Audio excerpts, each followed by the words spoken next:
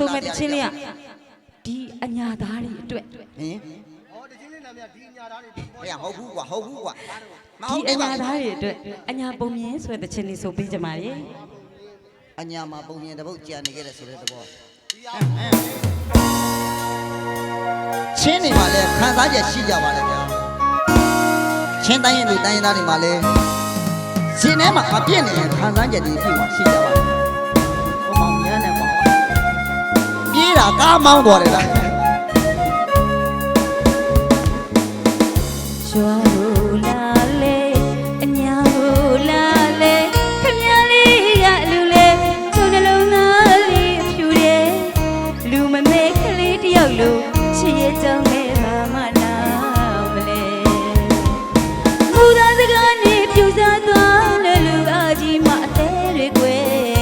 စပုံချစ်မိသမျှတွေလျုံမိခဲ့သမျှတွေနှုတ်ချရဲ့ရွာသားမို့ပါယုံမာတဲ့ခမပြောတဲ့စကားတွေ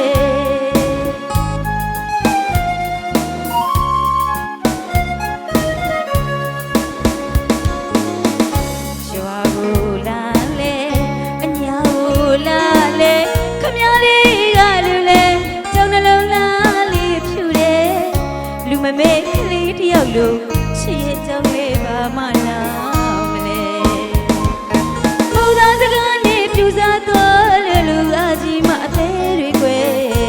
စပုံချစ်မိသမျှတွေလျုံမိခဲ့သမျှတွေနှုတ်ချတဲ့ရွာသားမို့ပါယုံမာတဲ့ခမပြောတဲ့စကားတွေအညာတွေကဘူးပါတယ်ဗျာကြောက်ရင်ဝင်ပဲပဲချမ်းကဟိုပူလုံးလိုက်တာဘာကြောင့်မလဲကျုပ်သေးကိုခမဖွဲခဲ့တာလူကကြမ်းတယ်လို့အသေးကနူတယ်ကျုပ်သားမဲတယ်လို့ကျုပ်သေးကဖြူတယ်အချစ်မရှိချစ်ရှာပြီးခမကျုပ်ကိုချစ်ပါတယ်အပြစ်မရှိပြရှာပြီးလဲကျုပ်သေးကိုခမဖွဲခဲ့အညာသားကြီးဝမအညာပုံမြင်တွေပြောခဲ့လို့ဒီတမိုးကတော့ဆရာဒေဗီနေသိမ်းမောင်တောင်းတော်ရပဲဖြစ်ပါတယ်ရှင်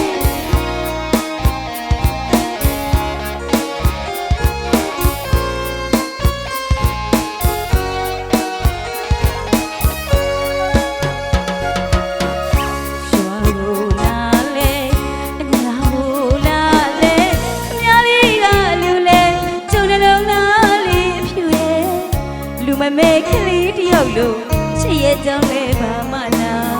မလဲမူသားစကားနဲ့ပြူစားသွားလို့လူအကြီးမအသေးတွေွယ်စပုံချစ်မိသမျှတွေလျုံမိခဲ့သမျှတွေနှုတ်ချတဲ့ရွာသားမို့ပါယုံမာတဲ့ခမပြောတဲ့စကားတွေအညာတွေကဘူးပါတယ်ဗျာကျုပ်ရင်ဝင်ပဲပဲချမ်းပူလုံးလိုက်တာဘာကြောင့်မလဲကျုပ်အသေးကိုခမဖွဲခဲ့တာလူကကြမ်းတယ်လို့အသေးကနူတယ်ကျုပ်သားမဲတယ်လို့ကျုပ်သေးကဖြူတယ်အချစ်မရှိချစ်ရှာပြီးခမကျုပ်ကိုချစ်ပါတယ်အပြစ်မရှိပြရှာပြီးလဲကျုပ်သေးကိုခမဖွဲခဲ့အညာသားယူမှာအညာပုံမြင်တွေပြောခဲ့လို့